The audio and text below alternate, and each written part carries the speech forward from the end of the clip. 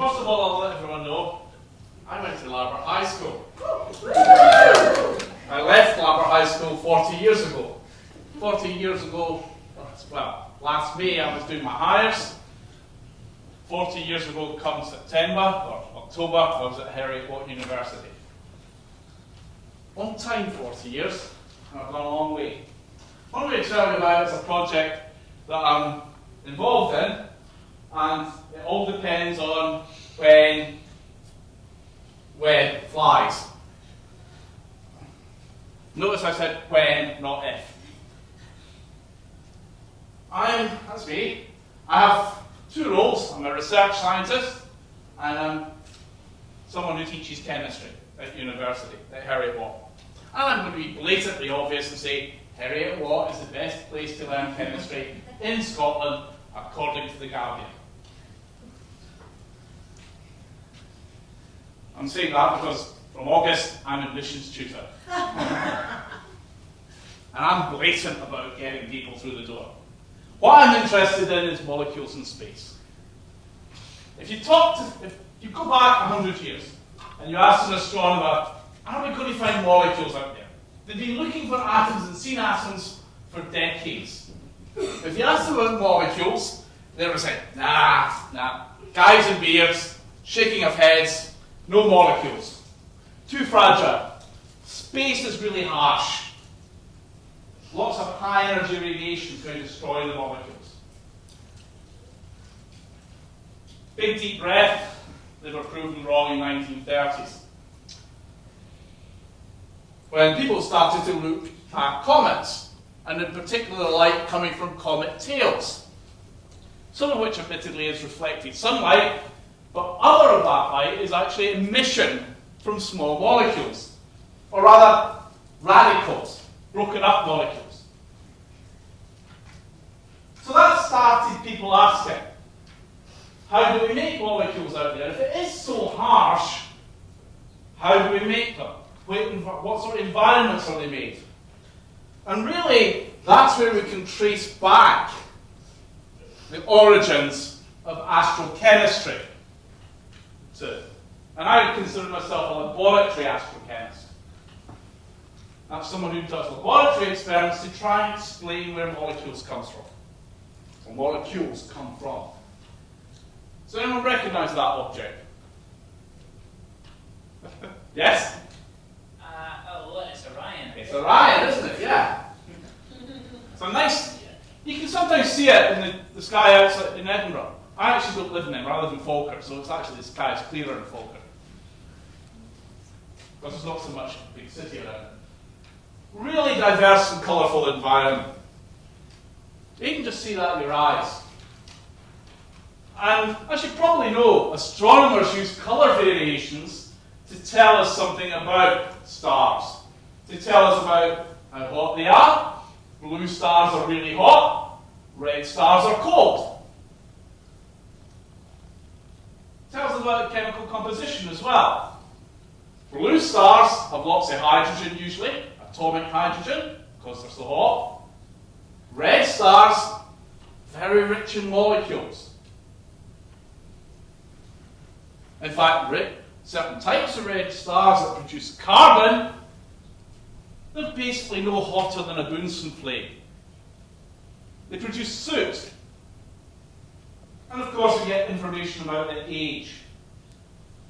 So astronomers have been using colour, and beyond that the idea of atomic spectroscopy, looking at the composition, the atomic composition of the star to tell them about the age. This is the kind of telescope that professional astronomers would use. This is the VLT up in Paranal in the mountains of Chile. It's a massive telescope. It's actually 4 telescopes, as you can see. Massive object. I do have a plea to my astronomy colleagues. When you're building optical telescopes, come up with better names. VLT is very boring. Even the next one is even more boring. It's European Extremely Large Telescope. Call it after somebody, please.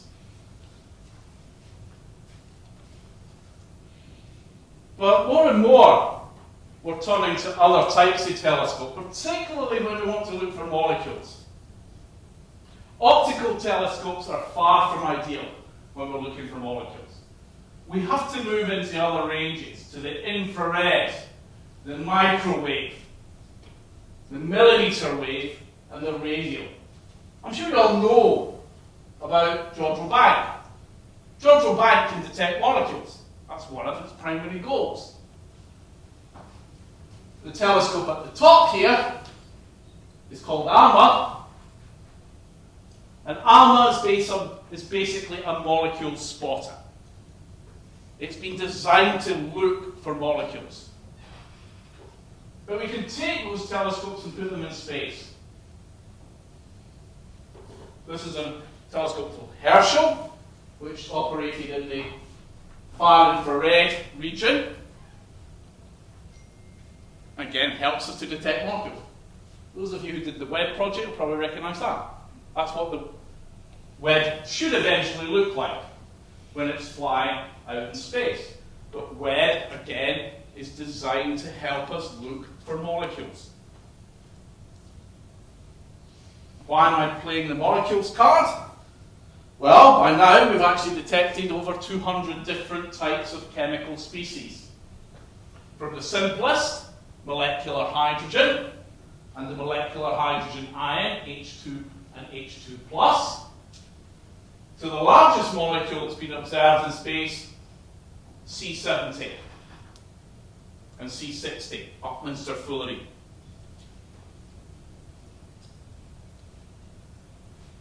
I noticed a few of you put Wikipedia down when you were asked about ideas for science. Be very careful with Wikipedia. One of the things about science, of course, is having evidence to support what you write and what you say. There's a lot in Wikipedia, and especially on the wider internet, which is not supported. There is really fake news, if you want to use that phrase. But this list is accurate and is updated every few weeks because we're continually finding new molecules. And where do we find them? We find most of them in objects like this. You'll probably see this pretty picture from Hubble. Sometimes it's called the pillars of creation. Because in those objects, that's where we're making new stars and planets.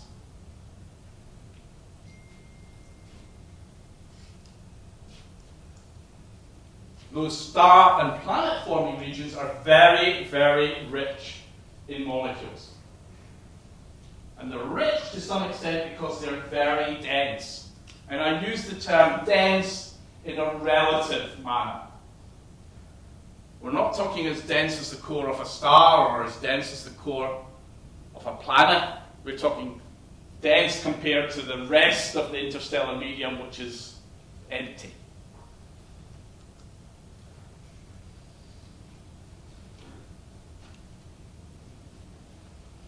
Molecules are very important in the modern universe. And there are four things they're important for. If you're an astronomer, you use molecules to tell you about remote conditions.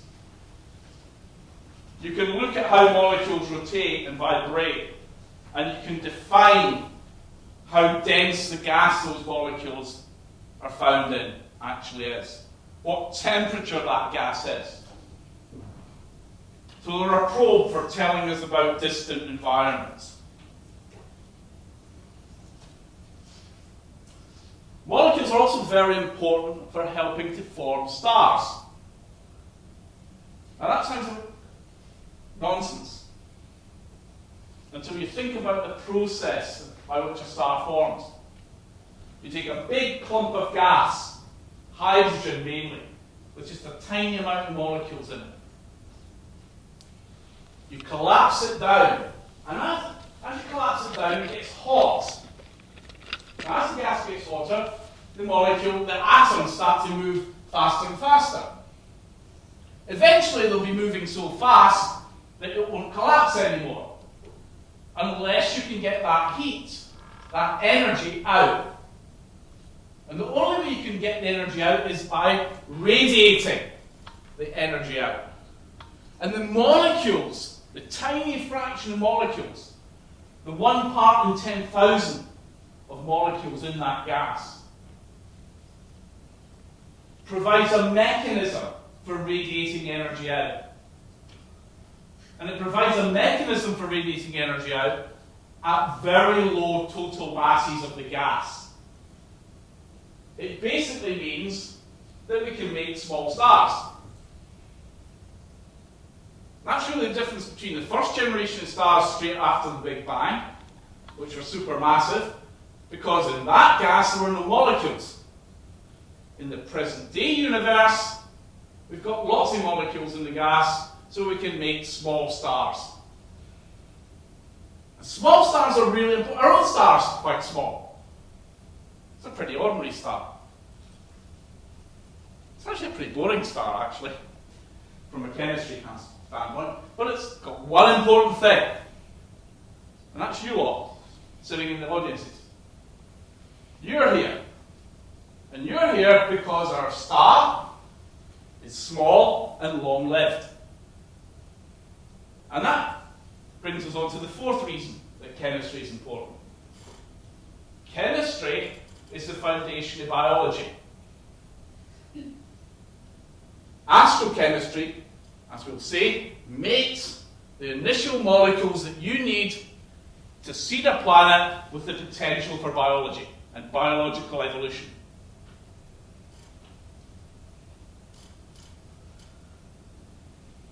How many of you are doing chemistry at standard grade or higher grade or advanced higher? Okay, so some of these ideas you'll understand. What happens when I heat up a chemical reaction? It speeds up. Conversely, if I cool it down, what's going to happen? It's going to slow down. What if I cool it down to that temperature? Minus 263 degrees. 10 degrees above absolute zero. What's it going to do? It's effectively going to stop. So all the chemistry you know and have been taught, and even all the chemistry I teach undergraduate chemists, doesn't work out there where the university's large-scale chemistry is occurring. All the chemistry we do in laboratories is trivial compared to the chemistry out in space in terms of scale.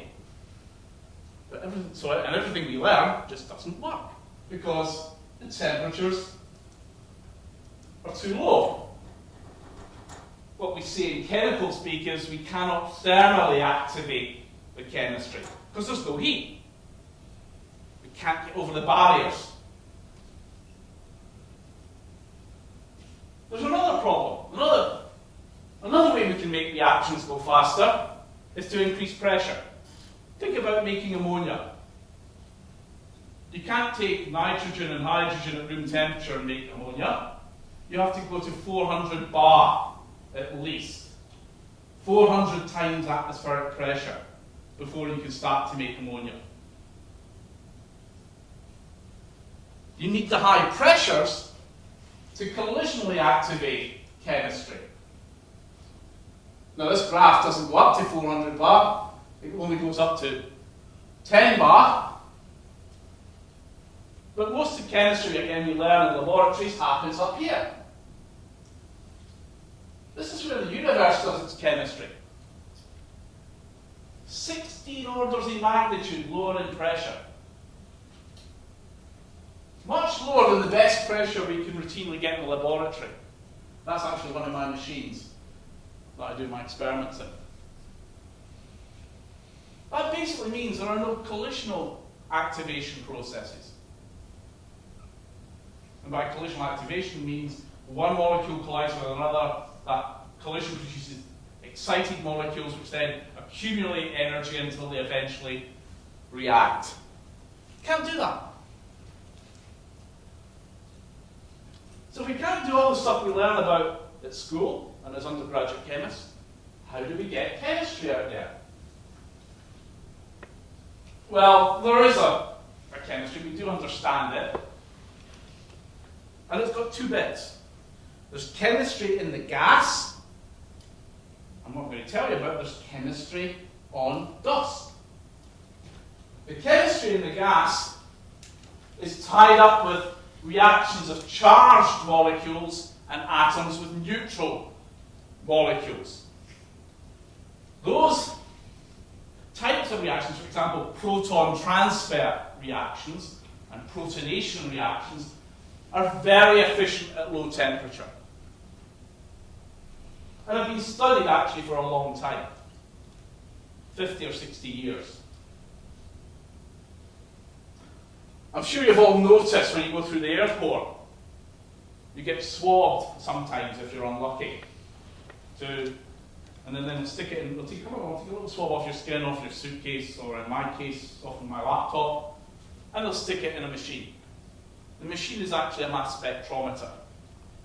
And it's looking at protonated molecules.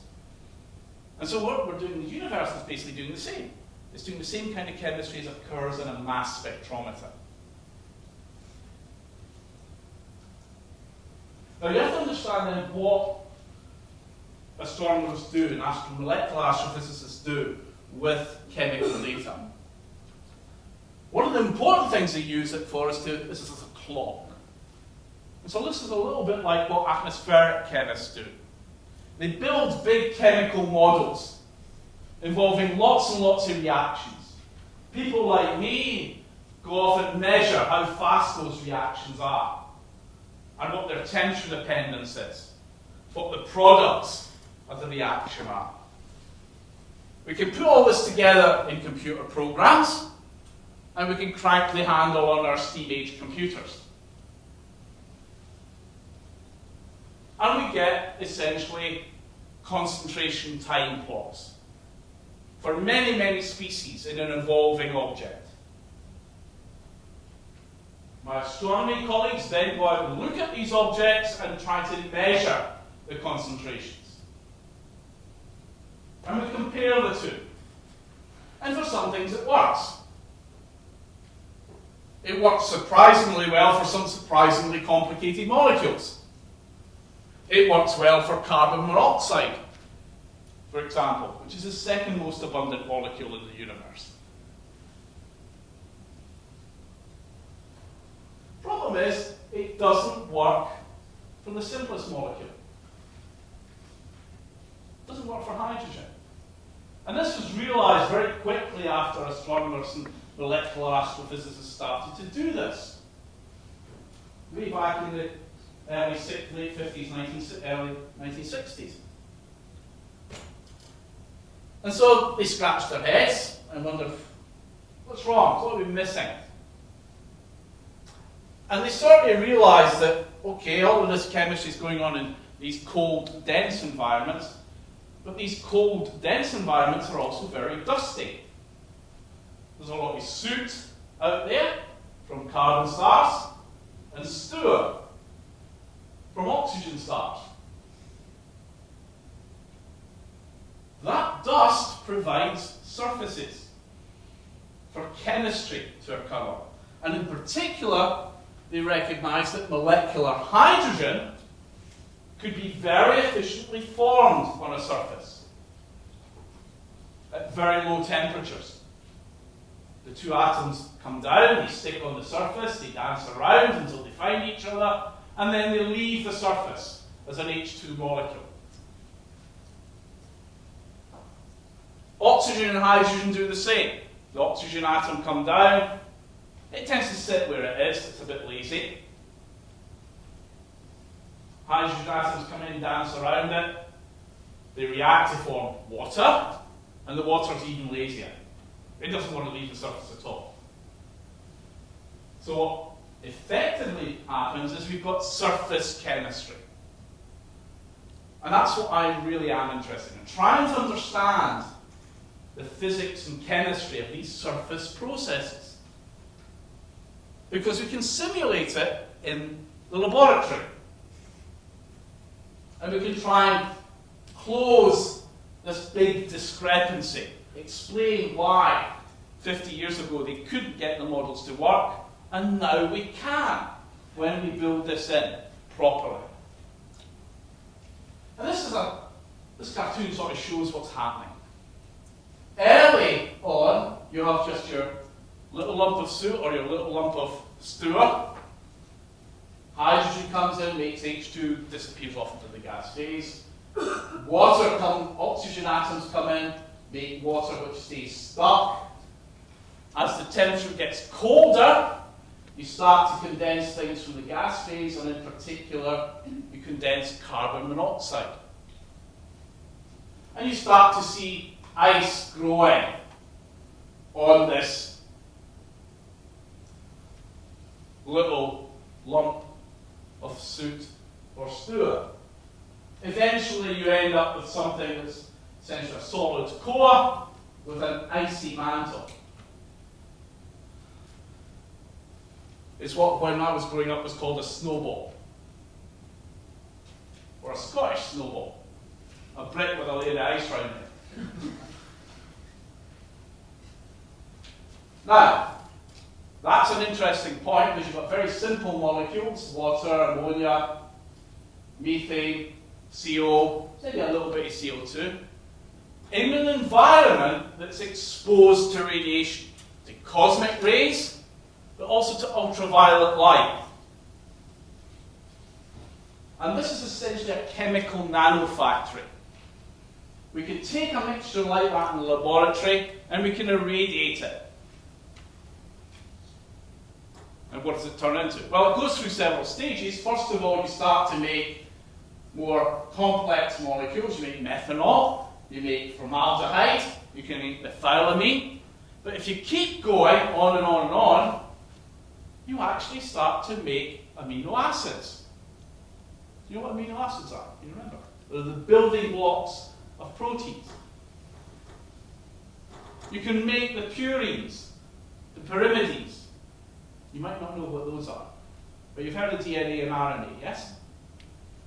The purines and pyrimidines are the building blocks of DNA and RNA when combined with sugars, which we can also make in that kind of environment. By processing the ice, we can make all of the basic organic molecules we need for biology.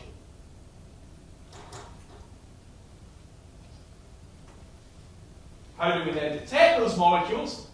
Actually, it's very hard to detect them in the solid state.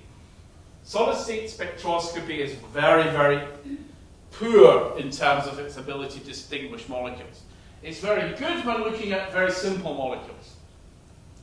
It's very bad when you get to complicated things. But these grains evaporate when you start to form a star. So in a hot core or around a new star, you're going to find the molecular signatures that were made in the grains. And that's what ALMA's looking at. That's what we've got to try and identify with ALMA. The molecules in the gas after the processing. Because the ices, now you saw some spectra earlier from the schools. These are spectra of ice taken at different stages in star formation. We start with what's called a prestellar core, so just a clump of gas that's starting to collapse and warm up. You can see it's relatively simple. This particular material is ice based on silica and silicates, inorganic material. You go a little bit further, now we're going to a protostar. All that's really left on the ice is methanol. The rest has disappeared, and we might be able to detect with ALMA. You go even further, you get back into just seeing literally the bare grains and a few other things as time goes on, as the ices evolve. What the Ice Age project is all about is relying on the fact that the web will actually revolutionize how we can look in these environments and understanding icy materials in space. We've got higher resolution than we've ever had before. That means we can be more definite about the materials we're seeing. within the limitations of solid-state spectroscopy. We've got higher angular resolution, so we can get better images than we've had before.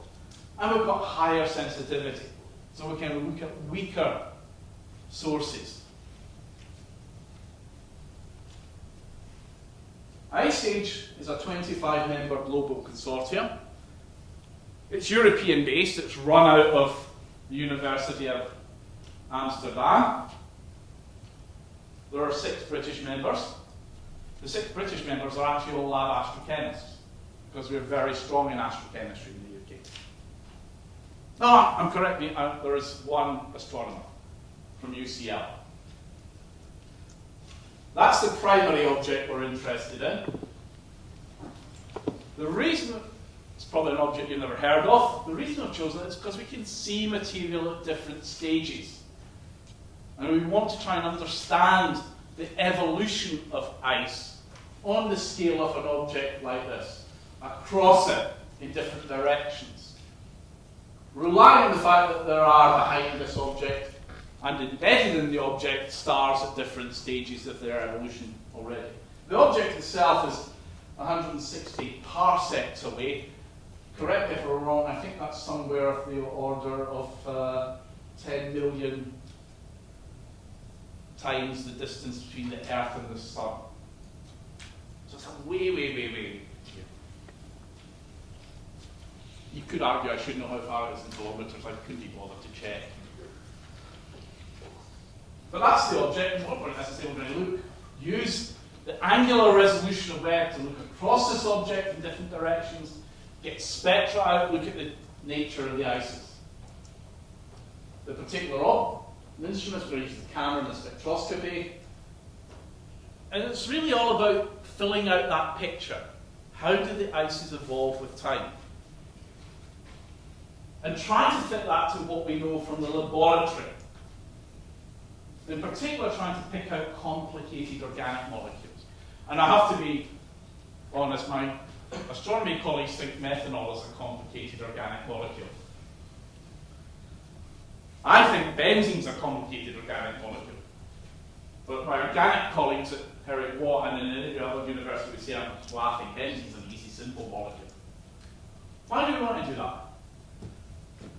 I personally want to believe that life exists elsewhere in this galaxy. And this is the reason why. If you take the idea that we've processed ices and we've made the organic molecules that can make life, well, the dust itself is the building blocks of the planets. We're making molecules that give us a bridge into life, that are prebiotic.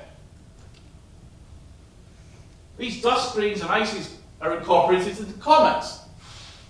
During the planet formation process, 4.5, 5 billion years ago on Earth, Earth was bombarded by comets, seeding it with organic molecules. That's what's called endogenous delivery. And we know that because of this thing. This is the Murchison Meteorite. Now, if you went back to before I was born, now that was not in the Victorian era, that was in 1962. If you went back to 1960, they'd tell you that organic molecules were made in the planetary atmosphere, just like in Titan it is today. Until we got this. This is a carbonaceous chondrite. Very rich in organic molecules. And people have spent a lot of time analysing it. And what did they find? There's a lot of amino acids in it. There's a lot of hydrocarbons. There's carboxylic acids, purines and pyrimidines. Your things that make DNA and RNA, alcohols, sulfonate materials. You've got the building blocks for life coming in from space. But, more importantly, do you know that amino acids are handy? I mean, if you're left-handed. Stick your hand up. 1. 2 of us are left-handed in the room. Okay. It's a bit under average. I'd expect at least 10%. 3. That's better. acids in your body are left-handed. All the sugars in your body are right-handed. When we look at the amino acids in the Murchison Meteorite, they're all left-handed. If you do the gas phase synthesis that's on the next slide, it produces a random mixture, 50-50 mixture. You don't get that handedness, that chirality. The chirality is the signature of life. Equal mixture of both chiralities is a signature of non-biological processes. That's the evidence that most of the molecules from which we are built probably have their origin out in space. One of the big questions is why the amino acids in our bodies are left-handed. We don't know. That's one of the big questions in astrochemistry at the moment. I've got my own ideas, and we're exploring them, but most of us don't know. In fact, all of us don't know. This is the chemistry that some of your teachers may have heard about by some experiment done by a couple of people back in the 50s, Miller and Urey. They basically took a gas mixture, water, methane, ammonia, hydrogen, and a source of carbon, passed electric discharges through it, and after about a week, you've got this yellow gunk. We can do it in a laboratory simulation of ice chemistry in 24 hours. We can make the same yellow gunk. And it's got pretty much the same composition. It's got amino acids in it. It's got, if we tweak the chemistry a little bit, we can make purines and things like that. Particularly if you start with HCN, you can make purines very efficiently. And we still think that this contributes something to the total picture. But we think 80% of the primary organic load on this planet came from outer space. That alone wouldn't be sufficient to build a biology. There are certain other things you need. You need to have the biogenic molecules. But then you need to have some oxidation reduction chemistry, electron transport and electron transfer. And that's probably come from what's called iron-sulfur world. Deep down in these objects, at the plate boundaries, for example, down the mid-Atlantic ridge, you find a lot of these. They produce chemistry and complex organic molecules in that chemistry. You then need to have some sort of way of replicating, self-replicating. And there are two possible sources of that. One of them goes back to Glasgow University. A chemist known as Karen Smith.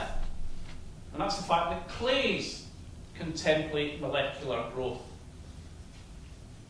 There's a whole lot of this sort of origins type chemistry in that website. I'd actually recommend having a look at it. But it's a big, complicated picture. You need to have the organics, you bring a bit of, it's like assembling a story and getting something sensible out of that. Last slide. We can make the molecules necessary for life out in space. Also in planetary atmospheres and surfaces. There are some extra processes that were incorporated to make life work. That brings the hardware to the table, to use a computer analogy. What it doesn't bring is the software. Chemistry gets us the hardware, biology brings in the software. To a large extent, some of the coding techniques can also come from chemistry. Replication is what we would call autocatalysis. But that's not biological reproduction. So why bother? Well, there's a telescope that's been operating now for 4 or 5 years called Kepler. And it's basically been designed to look for planets. Not any old planet, but planets specifically about the size of Earth and orbiting their star where the environment may be conducive to life. And this is some of the planets they've found. The yellow line represents basically if you're too close to the star, you're going to end up like Venus. The blue line is if you're too far from the star, you're going to end up like Mars. You can see that Earth is right in the middle. It's just right. And there are other planets, so maybe a bit bigger than Earth, that are also just right. The logic is that all the chemistry and physics that we do is universal. It happened here, so why wouldn't it happen on another planet? Why wouldn't life evolve? The potential, the chemical potential for life is universal. At that point, I'm going to demonstrate that this is a real collaboration, a lot of this science. These are all the people who have been involved across the UK. And at that point, I'm going to say thank you for listening. Thank you.